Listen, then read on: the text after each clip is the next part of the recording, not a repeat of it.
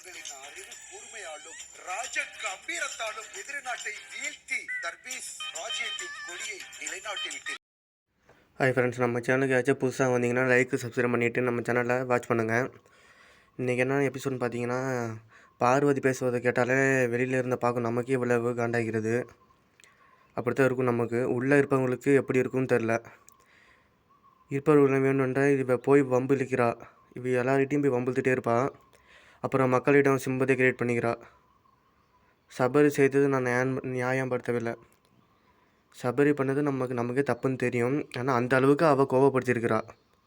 Captain டாஸ்கில் இவள் இருக்கும் குணத்திற்கு வாய்ப்பும் சபரி செய்தது சரியே. இந்த வீக்கெண்டில் விஜய் சேதுபதி சபரி வச்சு செய்வார். ஆனால் பாவம் தான் சபரி.